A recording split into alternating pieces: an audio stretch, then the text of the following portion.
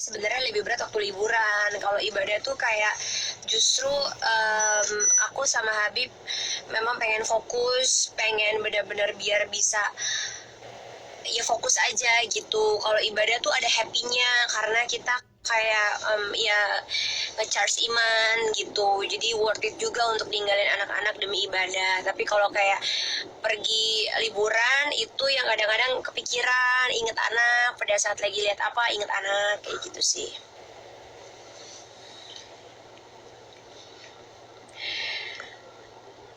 Kemarin lihat Habib, Masya Allah ganteng katanya gitu. Amin, Masya Allah, tuh Habib bersin orangnya.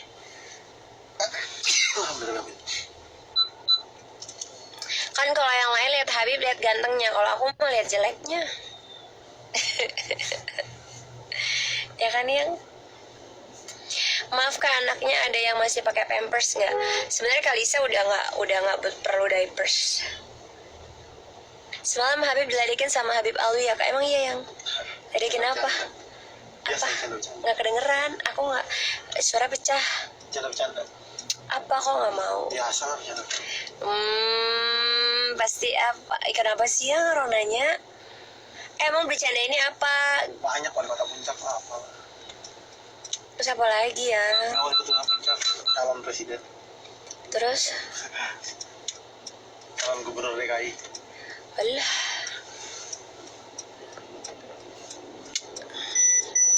Assalamualaikum Aceh. Mau namain Muhammad Syatir boleh. Kalau nama anak-anak aku kalian mau pakai silakan. Mungkin kita memiliki satu doa yang sama. Aku sih nggak masalah banget sih untuk masalah nama, karena apalah arti sebuah nama. Karena aku juga, menurut aku ya nama anak-anak kan doa kami sebagai orang tua kayak Syatir pengen anaknya pinter gitu. Jadi nggak apa-apa. Mungkin kalian juga punya doa yang sama, pengen punya anak yang pinter, kayak pengen. Rasulullah. Iya. Mencerminkan Rasulullah. Adabnya juga kenapa kita juga ngasih namanya Muhammad, karena kita mau seperti akhlak adabnya seperti Rasulullah kayak gitu. Jadi kalau emang punya doa yang sama, mau pakai nama sama kayak nama aku, mau pakai sama nama Habib, nggak apa-apa banget.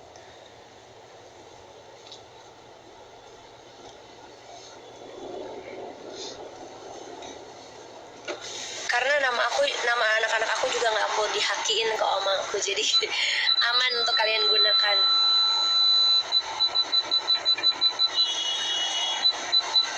Kaktus bagus banget kak, jauh dari rumah Puncak. Oh lihat ya, iya aku alhamdulillah nih lagi suka kaktus. Iya tahun depan insya Allah ikut ya, mudah-mudahan nggak pas hamil lagi. Ntar kalau hamil alasan Habib lagi nggak ngajak. Tahun depan sih kamu ikut, kalau pusing aku. Kenapa? Sakit terus. Enggak, aku nggak whatsappin ya. Ya yang teleponin aku terus mati, terus yang telepon terus. Iya, terus akunya bilang sinyal di situ, tanya ada sinyal nggak di sana?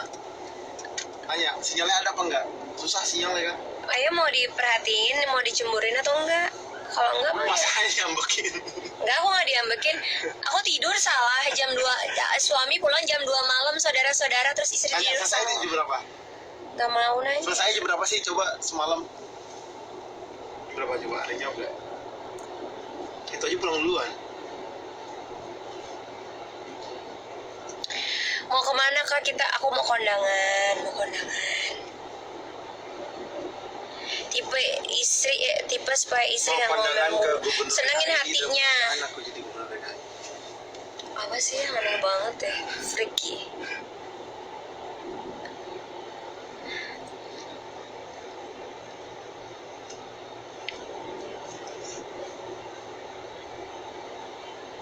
Tabungan dolar aman, nanti maksudnya apa? Aku selalu dari itu tahu ya. Atau ngalih punya $50. Terus? Ya aku tahu aku buka nih. Kenapa emang? Bercanda-bercanda aja. Kan gak ada isinya. Ada lah, enak aja kalau isinya. Gak ada isinya tuh, bohong Habib. Habib gak punya uang. Habib minta sama aku mulu. Nggak apa-apa yang, aku kan ikhlas, tapi aku umumin. Biar cewek-cewek kalau mau deketin mikir, Habib nggak punya duit, punyanya anak 5 mau.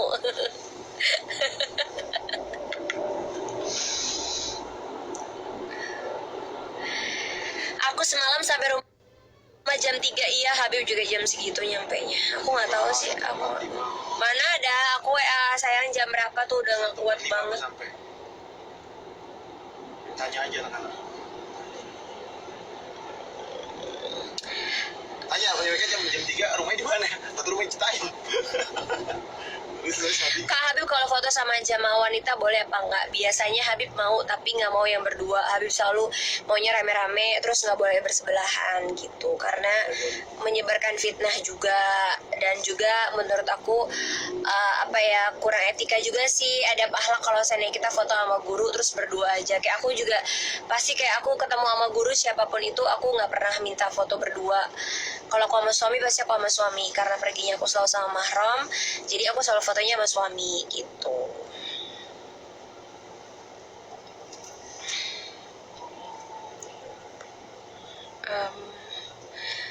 Alhamdulillah ke Citayam ceramah guru Habib Usman, Masya Allah. Iya, Masya Allah, aku juga lihat kemarin pengajiannya, Masya Allah rame banget, happy banget, senang banget. Sebenarnya minta doa itu tidak perlu minta doa kayak dapat suami kayak si A, si B, si C, tapi minta sama Allah dapat suami terbaik pilihan Allah gitu. Dan syukurin suami yang kalian milikin, karena kalau kita pengen punya suami kayak orang lain, nanti kita nggak akan pernah bersyukur atas suami yang kita milikin gitu.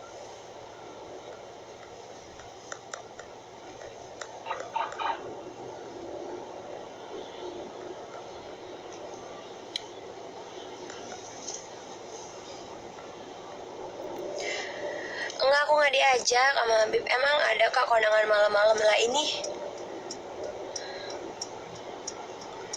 Aku juga dikasih tahu kondangan sama Habib dadakan. Ya udah. Harusnya kemarin ada acara nggak bisa. Sibuk. Gimana menghadapi sesuatu dengan ikhlas? Segala sesuatu itu terjadi atas kehendak dan izinnya Allah. Jadi apabila sesuatu sudah terjadi, maka kita harus bijaksana dan ikhlas, karena kita ini kan ciptaannya Allah. Jadi Allah mau kasih apapun ya kita harus ikhlas. Kita bisa apa sih? Emang kita bisa lari dari ketentuan Allah? Kan enggak.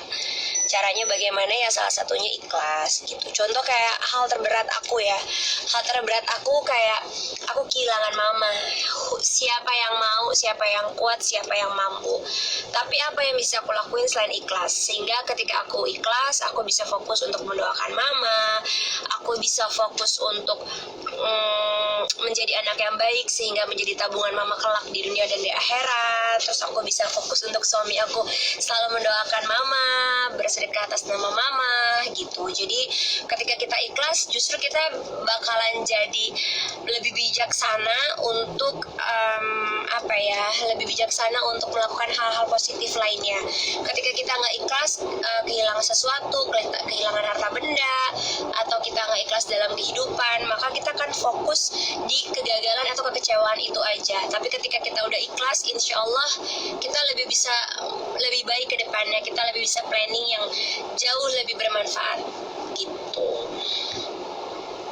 Belajar deh dari banyak-banyak kisah inspiratif di depan mata kita, seberapa banyak anak yang ikhlas, orang tua yang ikhlas, pasangan yang ikhlas gitu. Jadi buat aku pribadi ya itu aja sih, kita harus kuat dan kita harus bisa menerima dan berpikir ke depannya jauh lebih baik, sehingga kita nggak meratapin gitu, kayak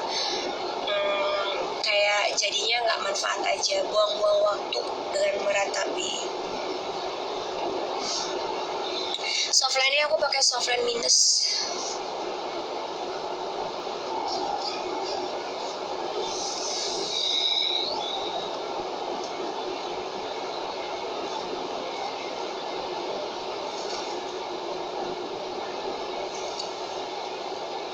Apa tuh?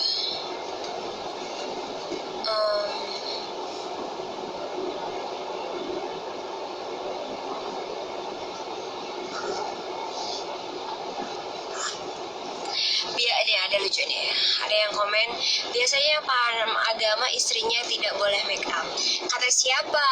Yang lain juga pada make up, cuman karena yang lain mungkin gak ada medsos, memang gak boleh tabarut. Kalau aku berpikirnya adalah alhamdulillahnya suami aku paham agama, sehingga dia tidak pernah memandang rendah proses seseorang, gak pernah beranderestimate, gak pernah ngejudge, gak pernah nuntut istrinya untuk menjadi sempurna. Dia tetap mengajarkan, tapi dia memberikan waktu aku untuk juga. Suami aku tahu perginya sama beliau, tujuannya juga emang karena lagi tiba-tiba centil aja, karena sehari-hari juga gak pernah make up.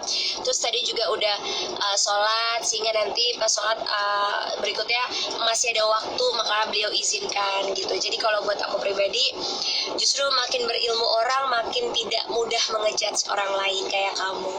Mungkin kamu terlalu tinggi banget kali ilmunya tuh Raya gitu, karena kalau suami aku, dia menggunakan ilmunya bukan untuk sombong, bukan untuk memaksakan orang lain menjadi sempurna, tapi beliau menggunakan ilmunya untuk diri beliau sendiri, untuk keluarganya, tanpa memaksa, sehingga nanti kayak aku nih kalau dikerasin malah aku bisa kabur atau aku bisa lari gitu. Tapi beliau memberikan pemahaman dan memberikan waktu proses kayak gitu. Kalau seandainya aku dandan kayak gini terus pergi sendiri, mungkin pasti Habib juga nggak izinin, dan aku juga tahu diri kayak pasti nggak bikin Habib nyaman kayak gitu sih. Gitu. Jadi nggak bisa ngejudge seseorang yang yang terlalu berlebihan. Alhamdulillah aku punya suami yang nggak mengejudge dan meminta aku berubah seperti merubah telapak tangan gitu. Alhamdulillah Habib selalu menghargai setiap proses aku. Yang penting Habib bilang, kamu udah tahu ya mana yang baik, mana yang boleh, mana yang enggak. Alangkah lebih baiknya kayak gitu sih. Jadi alhamdulillah banget sih untungnya dapat suaminya kayak Habib. Gitu. Kalau mau masuk pesantren, pastiin bukan karena hal satu dan lainnya, pastiin karena emang kalian mau nutup ilmu, sehingga kalian tidak menjadi beban para guru-guru di pesantren. Justru aku gak suka sama orang tua yang berpikiran bahwa kalau anaknya bandel gak bisa diatur masukin ke pesantren. Menurut aku anak yang siap masuk pesantren itu ketika anak sudah memiliki adab dan akhlak yang baik, dan sudah bisa mengikuti aturan dan perintah. Karena kalau orang tuanya aja nyerah, gimana guru-guru di sana gitu. Kalau sama orang tuanya aja masih bisa ngebantah, melawan, tidak nurut, bagaimana dengan guru-guru di sana? Apalagi kalau kita menitipkan anak kita untuk menimba ilmu, malah merepotkan para guru-guru, rasanya kurang bijaksana. Jadi pastiin semua orang tua kalau mau bawa anaknya untuk menuntut ilmu, dipersiapkan adab akhlaknya, dan juga diajarkan disiplinnya dan menghargai yang lebih tua dan tahu norma-normanya gitu.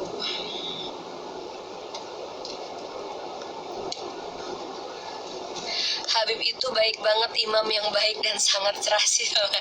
Iya Mbak Rita, alhamdulillah sih. Jadi sebenarnya aku dapetin Habib adalah suatu berkah, Habib adalah ujian. Jadi cocok. Iya, karena Habib tuh Habib kan tahu ya dari aku yang kayak gimana sampai aku yang sekarang gitu. Jadi nggak pernah sih Habib kayak, kamu kok gini sih, kamu kok ini sih gitu. Untuk menyuruh aku hafalan juga Habib selalu dengan cara yang sangat halus dan lembut, selalu kayak, sayang ini nih hafalin anak-anak gitu. Padahal mungkin tujuannya biar aku juga sekalian hafalan. Terus beliau selalu menuliskan doa-doa untuk aku juga, kayak gitu sih. Malam, Mbak, saya boleh order aja gak? Udah on the way, macet. Harus ada yang datang ya? Ya udah tunggu. Ya? Boleh tunggu gak? Dia udah mau masuk apa namanya? Ke Ancolnya 20.15 kan? Pas order.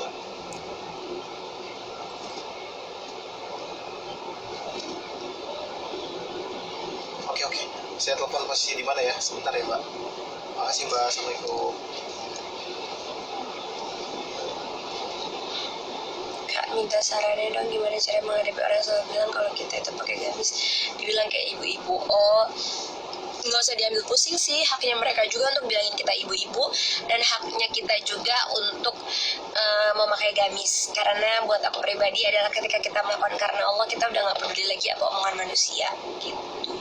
Minusnya 3,5 mata aku. Menghindari penyakit hati, percaya aja bahwa garis hidup seseorang tuh berbeda-beda. Kita harus berpikir fokus terhadap diri sendiri aja sih kalau aku mah.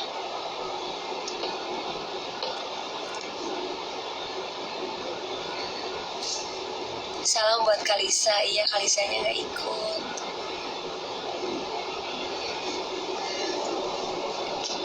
Ada yang terlambat nih nyampenya.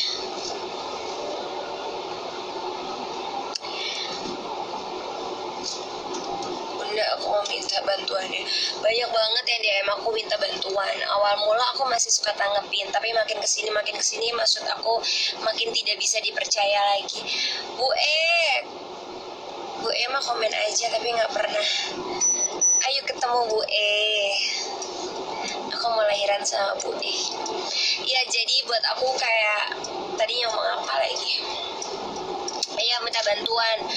Jadi pas orang minta bantuan ke aku tuh, bahkan kakak aku juga orang terdekat, banyak sekali diminta bantuan. Awal mula bener, lama-kelamaan banyak yang gak amanah. Jadi buat aku, kami lebih memilih untuk membantu orang-orang terdekat yang terlihat di depan mata kami dulu, daripada orang-orang di sosmed yang terkadang banyak oknum-oknum yang memanfaatkan gitu. Jadi buat aku pribadi, memang kan kita tuh membantu, yang paling penting adalah keluarga terlebih dahulu, kedua adalah orang-orang terdekat dan yang membutuhkan kayak gitu. Boleh selesai nggak? Oke deh.